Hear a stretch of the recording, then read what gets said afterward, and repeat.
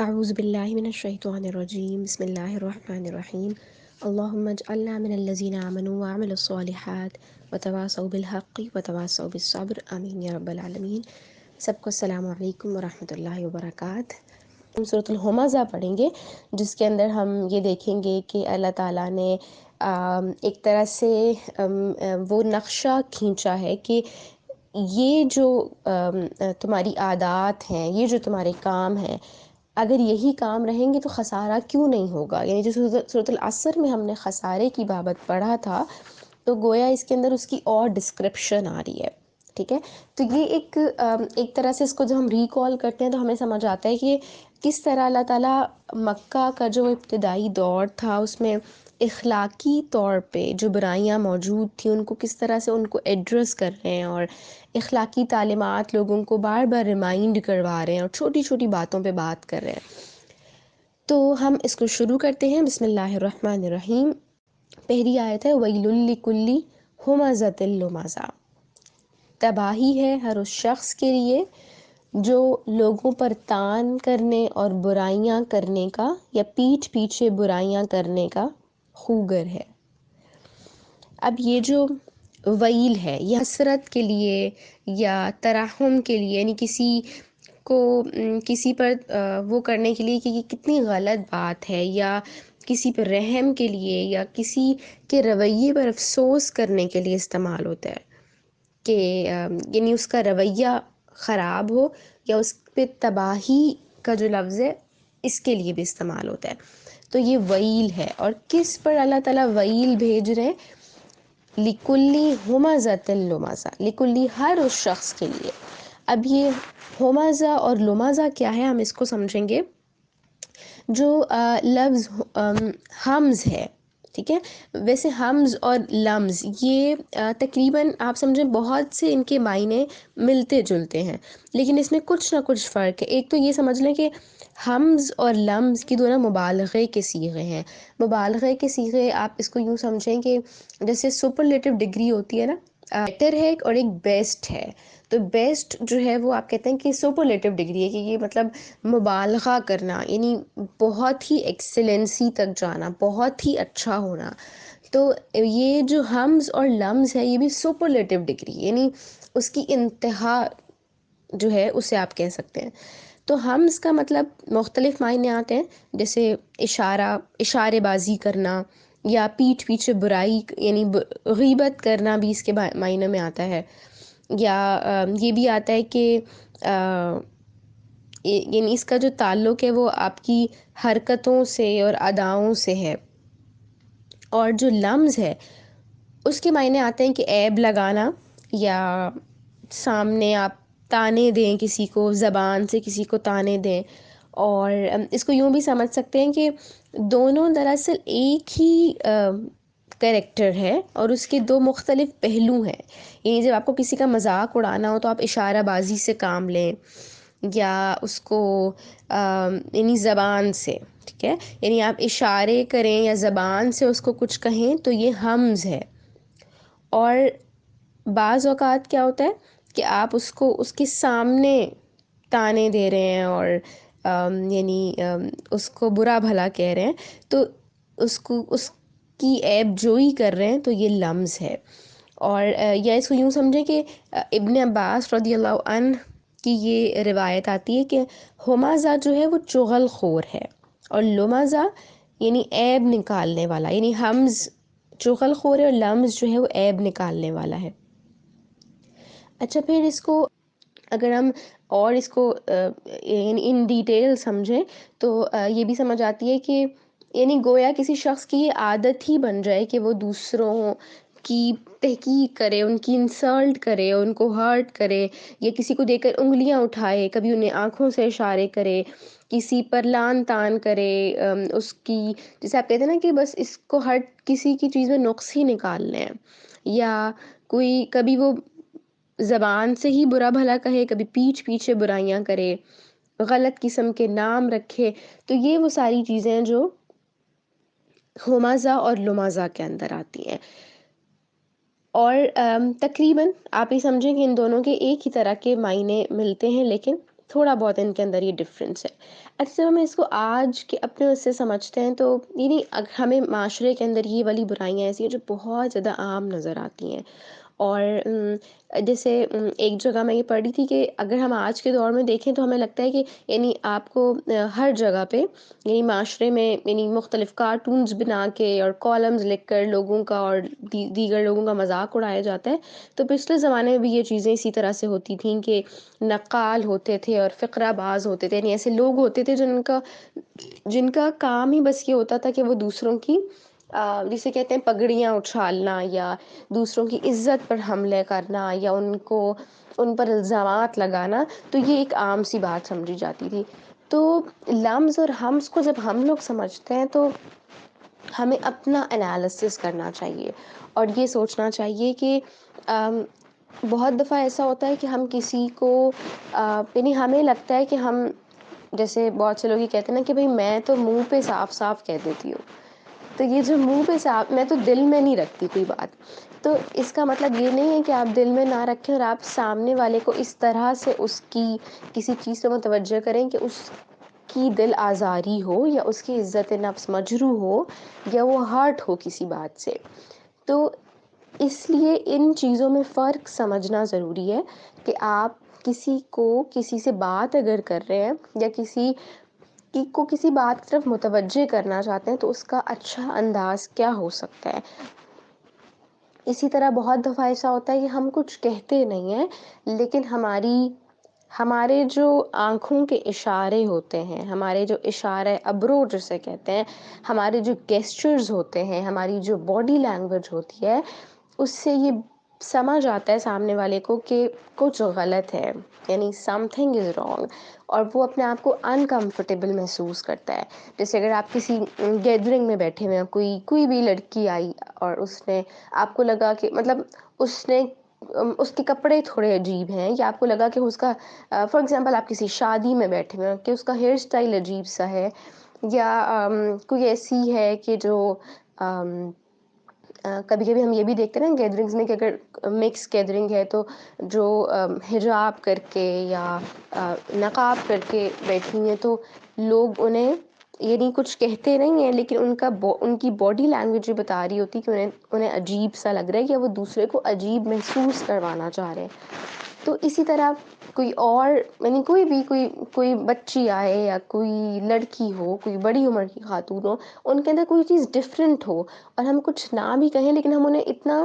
عجیب یا ویئرڈ نظروں سے دیکھیں کہ وہ اپنے آپ کو انکمفرٹیبل محسوس کریں، یا انہیں کچھ عجیب محسوس ہو، یا وہ شرمندگی محسوس کریں۔ تو کبھی کبھی کچھ نہ کہنے سے زیادہ یہ چیزیں تکلیف دیتی ہیں کہ لوگ آپ کو ایسی نظروں سے دیکھیں کہ وہ نظریں ہی انسان کو گرا دیں۔ گرانے سے مطلب یہ کہ وہ شرمندہ ہو جائے بھری محفل کے اندر۔ تو ہمیں نا ان چیزوں کو اپنے اندر ان چیزوں کو بار بار چیک کرتے رہنا چاہیے۔ اچھا، یہاں پر ایک چھوٹی سی ایکٹیویٹی یہ ہے کہ آپ لوگ اپنے پاس یہ نوٹ کریں کہ وہ کون سی گیسچرز ہوتے ہیں جو یعنی آپ کے ساتھ کبھی ایسا ہوا ہو، ہمز یا لمز، ان دونوں جو طرح کے گیسچرز ہیں، بے شک کسی نے کچھ کہا ہو، کوئی تانا دیا ہو کسی بات پہ، یا اشارے سے کچھ ایسی بات کی ہو، یا اپنے گیسچر سے آپ کو انکمفرٹیبل محسوس کروایا ہو، تو وہ لکھیں اپنے پاس کہ کب کب آپ کے ساتھ ایسا ہوا اور آپ نے کیسا محسوس کیا، ٹھیک ہے؟ اور دوسرے کالم میں یہ لکھیں کہ کیا کبھی آپ سے ایسی غلطی ہوئی، یعنی کیا کبھی آپ نے کسی کے ساتھ ایسا کیا کہ کسی کو آپ نے اس طرح سے محسوس کروایا کہ آپ کو بعد میں فیل ہوا کہ مجھے ایسا نہیں کرنا چاہیے تھا۔ تو یہ دونوں چیزیں لکھیں، اس سے یہ ہوگا کہ ہمیں تھوڑا آئیڈیا ہوگا کہ کون سے رویے ایسے ہوتے ہیں جو ہمیں دکھ دیتے ہیں، اور پھر کبھی کبھی ایسا ہوتا ہے کہ ہم انہی رویوں کو ریپیٹ کر رہے ہوتے ہیں اپنے عمل سے، ٹھیک ہے؟ اچھا، اب ہم آگے چلتے ہیں۔ یہ جو آگے حدیث ہے کہ حضرت اسماء بنت حضرت اسماء بنت یزید رضی اللہ عنہا بیان کرتی ہیں کہ نبی کریم صلی اللہ علیہ وسلم نے فرمایا، کیا میں تم کو ان لوگوں کی خبر نہ دوں جو تم میں سب سے اچھے ہیں؟ مسلمانوں نے کہا، کیوں نہیں یا رسول اللہ؟ آپ صلی اللہ علیہ وسلم نے فرمایا، یہ وہ لوگ ہیں کہ جب ان کو دیکھا جائے تو اللہ تعالیٰ کی یاد آ جائے۔ پھر فرمایا، کیا میں تم کو ان لوگوں کی خبر نہ دوں جو تم میں سب سے برے ہیں؟ یہ وہ لوگ ہیں جو چغلی کھاتے ہیں اور دوستوں کے درمیان پھوٹ اور فساد ڈالتے ہیں، اور جو لوگ عیب سے بری ہوں ان میں عیب نکالتے ہیں۔ مسند احمد کی حدیث ہے یہ۔ یعنی خام خواہ میں لوگوں کی عیب جوئی کرنا یا ان کی برائیاں تلاش کرنے کی کوشش کرنا، اور کچھ لوگوں کی عادت ہوتی ہے کہ وہ دوسروں کے نقص تلاش کرتے ہیں اور پھر ان باتوں کو دوسروں کے درمیان نشر کرنا یا پھیلانا، یا ایک کی بات دوسرے کو جا کے بتانا، اور جیسے شیطان شیرہ لگاتا ہے نا کہ بس اتنا سا کام کیا اور وہ بات لڑائی تک پہنچ گئی۔ اسی طرح بہت سارے رشتوں کے جو معاملات ہوتے ہیں بہت حساس ہوتے ہیں، خصوصاً جب آپ یعنی ایک تو وہ رشتے ہوتے ہیں جو آپ کے گھر والے اور بہن بھائی اور یہ سارے ہوتے ہیں، پھر جب آپ پریکٹیکل لائف میں جاتے ہیں اور پھر جب آپ سسرالی رشتے ہوتے ہیں، یا اگر سسرالی نہ بھی ہوں تو ہو سکتا ہے آپ کے گھر بھابھی ہوں یا آپ کی کوئی نند ہو، یا ہمارے جو کزنز ہوتے ہیں ایکسٹینڈڈ فیملی جیسے ہوتی ہے، تو اس میں بہت دفعہ ایسا ہوتا ہے کہ کوئی چھوٹی سی بات ہوتی ہے، وہ بات آپ نے کسی اور کو جا کے بتا دی اور وہ بات بہت بڑی یہ تو بدگمانی کا سبب بن جاتی ہے یا کسی بھی جھگڑے کا سبب بن جاتی ہے۔ تو وہ جو انیشیل سٹیج ہوتا ہے کہ آپ چھوٹی سی بات اور کسی کا عیب کسی کو جا کے بیان کر دیں، یا یہ جو بات ہے نا کہ فساد اور پھوٹ ڈلوانا، یعنی ریلیشن شپس کو خراب کرنا اور کسی کی بات کسی کو جا کے لگا دینا، تو اللہ تعالیٰ سے یہ دعا کرنی چاہیے کہ اللہ تعالیٰ ہمارے معاملات کو خراب ہونے سے بچائیں، اور جو رذائل اخلاق ہیں، یعنی جو اخلاق کو تباہ کرنے والی چیزیں ہیں، خراب کرنے والے رویے ہیں، ہمیں ان سے محفوظ رکھیں۔ پھر اس کے بعد دوسری آیت ہے کہ الذی جمع مالا وعددا، یعنی الذی جمع، جس نے مال جمع کیا مال وعددا، اور اسے گن گن کر رکھا۔ اب یہ اللہ تعالیٰ اس کی دوسری عادت کو بیان کر رہے ہیں کہ وہ جو مالدار لوگ ہیں، یا جو ان کی عادت یہ ہے کہ وہ مال کو جمع کر کے رکھتے ہیں، اور جیسے آپ کہتے ہیں نا کہ مال، یہ دولت، پیسوں کو سینت کر رکھنا، یعنی بخل کرنا، کنجوسی کرنا، اس کو خرچ نہ کرنا، اور بس ہر وقت اس کا جو دل دماغ ہے وہ سرمایے میں اور حساب کتاب میں لگا رہا ہے کہ کتنا نفع کتنا نقصان ہوا اور کیسے بہتر ہو سکتا ہے، تلافی کیسے ہوگی نقصان کی، وغیرہ وغیرہ۔ تو یعنی اس کی جو ہر وقت اس کا جو انہماک ہے، اس کی جو ساری توجہ ہے وہ اسی میں لگی رہے۔ یہ بالکل وہی بات ہے جو ہم نے سورۃ التکاثر میں بھی ڈسکس کی تھی کہ وہ کثرت کی جو دھن ہے اور جو مٹیریلسٹک اپروچ ہے اور دنیا اور مال کی جو محبت ہے وہ اتنی زیادہ ہے کہ ہر وقت انسان کو صرف اسی چیز کی فکر ہے کہ وہ کیسے اس کو بہتر کر سکتا ہے۔ اور ہم نے جو اس میں دعا بھی ایک مانگی تھی، اس کو ڈسکس کیا تھا کہ اللہم لا تجعل الدنیا اکبر ہمنا، کہ اللہ تعالیٰ میرے لیے دنیا کو بڑا غم نہ بنائیے گا۔ یعنی دنیا جو بڑا غم بن جاتی ہے اور دنیا ہی سے اصل غم بن جاتی ہے، تو پھر اس کا رزلٹ کیا ہوتا ہے کہ ہم آخرت سے غافل ہونے لگتے ہیں، اور اس کا جو انہماک ہے، اس کی جو توجہ، اس کی وجہ اللہ تعالیٰ آگے کیا بیان کرتے ہیں، یحسب ان مالہ اخلدا، یحسب وہ سمجھتا ہے، انا کے مالہ اس کا مال، اخلدا ہمیشہ اس کے پاس رہے گا۔ یعنی اس کا جو انہماک ہے، اس کی اصل وجہ یہ ہے کہ اسے یہ لگتا ہے کہ اس کا مال ہمیشہ اس کے پاس رہے گا۔ دیکھیں، جب بھی میں کوئی عمل کروں گی نا، میرا کوئی ایکشن ہوگا، تو اس کے پیچھے کوئی نہ کوئی پرسیپشن ضرور ہوگا، یعنی کوئی نقطہ نظر ہوگا۔ جیسے اگر مجھے یہ لگتا ہے کہ مجھے دنیا کی زندگی تو بس ایک ہی بار ملی ہے، تو بس جیسے بھی چاہیں گزار لوں میں اس کو، اور میرا جو دل کرے وہ میں کر سکوں، اور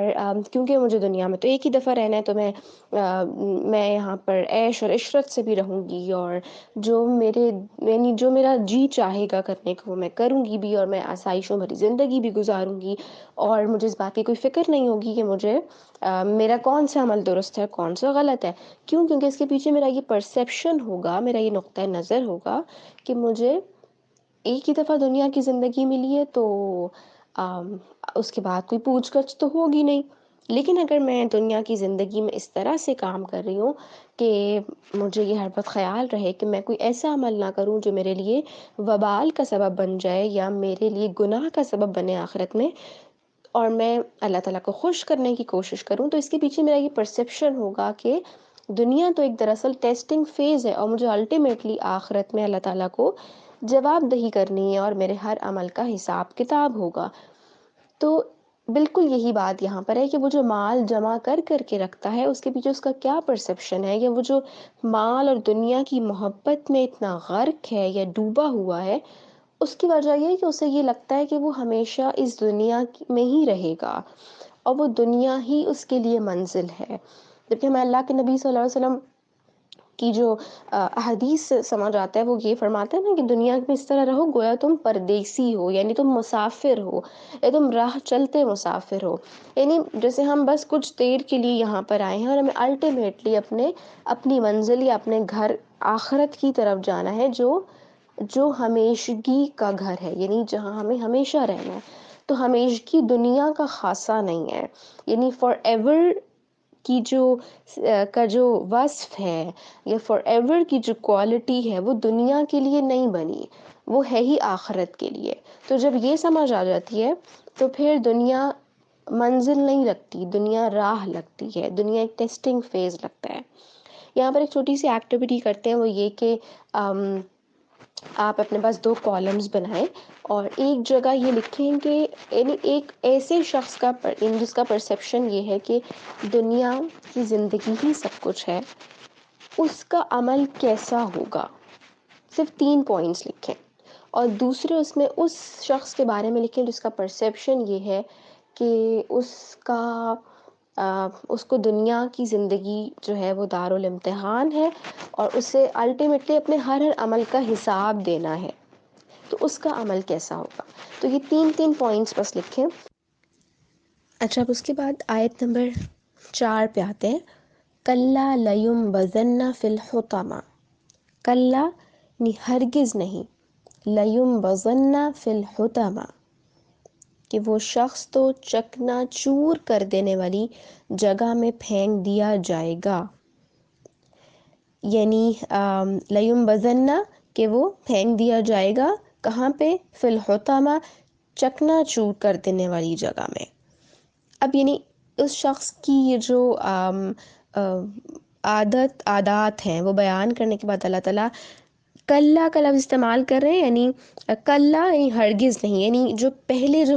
بس اس کو بالکل یوں سمجھیں کہ کسی چیز کو آپ ریجیکٹ کرنے کے لیے کہیں کہ نہیں، ہرگز نہیں، تو کلا کا لفظ استعمال ہوتا ہے. یعنی جو تم سوچ رہے ہو اور جو تمہیں لگتا ہے کہ تم ہمیشہ دنیا میں رہو گے، تو کلا ہرگز نہیں، ناٹ ایٹ آل جسے آپ کہہ سکتے ہیں. اور پھر آگے کیا فرمایا کہ وہ شخص تو کہاں ڈالا جائے گا؟ حطامہ، چکنا چور کر دینے والی جگہ میں. اچھا، یہاں پر یہ جو لیمبذن فرمایا ہے، تو جو نبض ہے وہ عربی زبان کے اندر کسی ایسی چیز کے لیے کہتے ہیں کہ جو بہت حقیر ہو، جس کی کوئی ورتھ نہ ہو اور آپ اس کو بالکل حقیر سمجھ کر پھینک دیں، تو اس عمل کو کہا جاتا ہے لیمبذن. تو یعنی جو شخص اپنے آپ کو بہت بڑی چیز سمجھتا تھا دنیا میں، اس کے پاس بڑا مال و دولت تھا اور اسے لگتا تھا کہ وہ یہیں پر رہے گا اور اس کا یہ سرمایہ اور اس کا یہ ایسیٹس اور اس کی یہ دولت ہی سب کچھ ہے، تو اس کا یعنی اس کی حیثیت قیامت کے دن اتنی حقیر ہوگی کہ اس کو حقیر اور بے وقت سمجھ کر پھینک دیا جائے گا. کہاں پر؟ فی الحطامہ. ابھی جو حطامہ ہے یہ اس کو سمجھتے ہیں کہ یہ حتم سے ہے، حتم سے، یعنی حتم کہتے ہیں چور چور کر دینا، اور حطامہ بھی ویسے ہی مبالغے کا صیغہ ہے، ویسے ہی سپرلیٹو ڈگری ہے جیسے ہم نے ہمزہ اور لمزہ پڑھی تھی. اب حتم کا مطلب ہے کہ چور چور کر دینا یا ریزہ ریزہ کر دینا، یا وہ چیز جو ٹوٹ پھوٹ کر چورا چورا ہو جائے. اور حطامہ کے بارے میں یہ بھی آتا ہے کہ یہ دوزخ کی آگ کا وہ طبقہ ہے کہ جہاں اس کو توڑ پھوڑ کر پیس کر ڈالا جائے گا. یعنی کسی بھی شخص کو. اور اس کے بارے میں یہ بھی آتا ہے کہ بہت زیادہ کھانے والے کو بھی حطمہ کہا جاتا ہے. اسی طرح کچھ روایات میں یہ بھی ہے کہ یہ دوزخ کا وہ طبقہ ہے جو ہڈیوں کو توڑ کر رکھ دے گا اور گوشت کو کھا جائے گا. تانا زن اور عیب جو کہ اس طبقے میں اس لیے ڈالا جائے گا کہ وہ بھی غیبت کر کے لوگوں کا گوشت کھا جاتا تھا، اس لیے اس کو حطمہ میں ڈالا جائے گا، یعنی جو اس کی ہڈیاں توڑ کر اس کا گوشت کھا جائے گی. اللہ تعالیٰ اللہم لا تجعلنا منہم، اللہ تعالیٰ ہمیں ان لوگوں میں، ایسے لوگوں میں شامل نہ کریں. لیکن یہ حطمہ کی ایک وضاحت ہے کہ وہ کیسے چکنا چور کر دینے والی جگہ ہے، کہ جیسے انسان کو بالکل ریزہ ریزہ کر دیا جائے گا، اور جو چیز بھی اس کے اندر پھینکی جائے گی تو اس کی گہرائی اور اس کی آگ اتنی زیادہ ہوگی کہ وہ اس کو توڑ کر رکھ دے گی. پھر اس کے بعد اللہ تعالیٰ فرما رہے ہیں کہ وما ادراک ما الحطمہ، وما ادراک، اور تم کیا جانو، ما الحطمہ، کہ کیا ہے وہ حطمہ. یعنی اب اس کی ہولناکی کو بیان کرنے کے لیے اور اس کو یہ بتانے کے لیے، وارن کرنے کے لیے کہ تم اسے معمولی چیز نہ سمجھو. کیوں؟ کیونکہ جو آگے فرمایا ہے نار اللہ الموقدہ، کہ وہ اللہ کی آگ ہے. نار اللہ، اللہ کی آگ ہے. الموقدہ، خوب بھڑکائی ہوئی. یعنی تم اسے کوئی معمولی چیز نہ سمجھو، وہ تو ایسی، یعنی جو موقدہ ہے، اس وقدہ یا الوقود بھی جسے آپ کہہ سکتے ہیں، یہ اس کے یعنی اس کا مطلب ہے کہ ایندھن کی لکڑیاں جس سے آگ جلائی جاتی ہے، یا آگ روشن ہونا، یا آگ کا جو شعلہ ہے اسے بھی آپ وقود کہتے ہیں. تو یعنی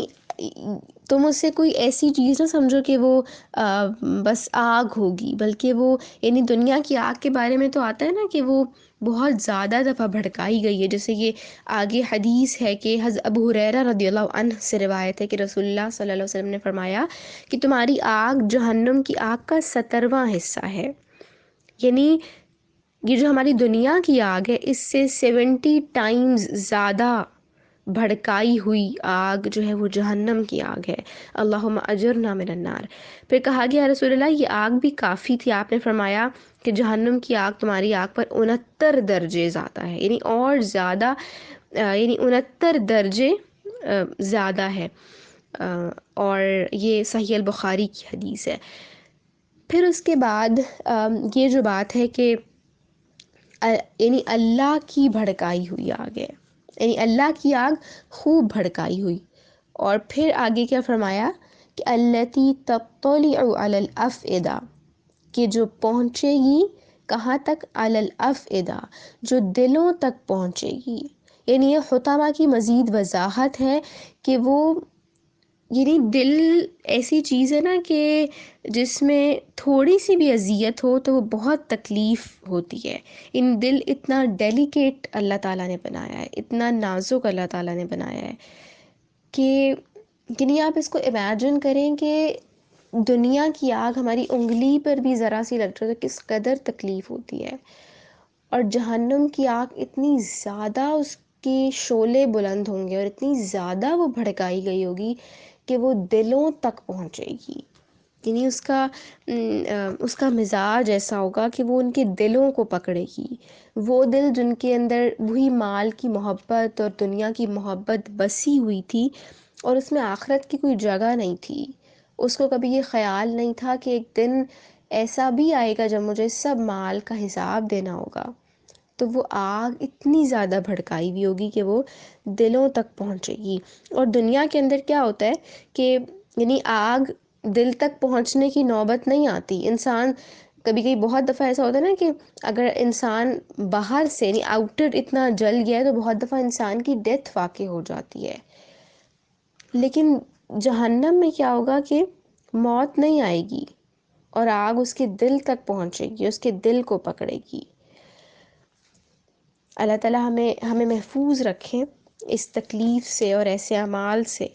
جو جہنم میں لے جانے کا سبب بنتے ہیں. پھر آگے فرمایا انہا علیہم مؤصدہ، کہ وہ ان پر ڈھانک کر بند کر دی جائے گی. فی عمد ممددہ، کس حالت میں کہ وہ اونچے اونچے ستونوں میں گھرے ہوئے ہوں گے. اب یہاں پہ جو لفظ تطلع ہے اس کا مطلب اطلاع سے ہے، یعنی اس کے معنی چڑھنے کے اور اوپر پہنچ جانے کے ہیں، اور اس کے دوسرے معنی یہ بھی ہیں کہ باخبر ہونا یا اطلاع دینا۔ اسی طرح جو ہم نے افئدہ پڑھا وہ اس کا آپ کو سمجھ آیا کہ وہ دل کے بارے میں تھا۔ اچھا یہ پچھلی آیت کی ایک ایکسپلینیشن تھی جو رہ گئی تھی، یعنی تطلع علی الافئدہ کہ جو دلوں تک پہنچے گی۔ پھر اس کے بعد جو ہم نے ابھی آیت ڈسکس کی کہ انہا علیہم مؤصدہ فی عمد ممددہ، یعنی مجرموں کو اور جو جہنمی ہیں ان کو اس کے اندر ڈال دیا جائے گا، پھر اس کو اوپر سے ڈھانک کر بند کر دیا جائے گا، یعنی وہ جو آگ ہے وہ مجرموں کے دلوں تک پہنچے گی اور پھر اس کے بعد ان کو اوپر سے ڈھانک کر بند کر دیا جائے گا۔ کیوں؟ کیا؟ تاکہ اس کی جو تپش ہے، اس کے جو شعلے ہیں، اس کا کوئی حصہ بھی ضائع نہ ہو۔ یہ جو ہے نا مؤصدہ، یہ اوصد سے بھی ہے، یعنی عربی زبان کے اندر جب دروازے کو آپ تالے لگا کر بند کر دیں اور کنڈی بھی لگا دیں اور اس دروازے کی کھلنے کی کوئی صورت نہ ہو تو اسے عربی کہتے ہیں کہ اصدت الباب، یعنی مؤصدہ۔ تو کافروں کو بھی، یہ جو جہنمی ہیں ان کو اس حطمہ کے اندر ایسے ڈالا جائے گا اور اس کو اس طرح سے بند کر دیا جائے گا کہ کوئی اسے کھول نہیں سکے گا، تاکہ کوئی اس سے نکل نہ سکے۔ اور پھر فی عمد ممددہ، کہ اونچے اونچے ستوروں میں وہ گھرے ہوئے ہوں گے، یعنی اس کا ایک مطلب یہ ہو سکتا ہے، یعنی یہ جو عمد ہے یعنی ستون، اور جو یہ ممددہ ہے اس کا مطلب ہے طویل اور لمبے آگ کے شعلے،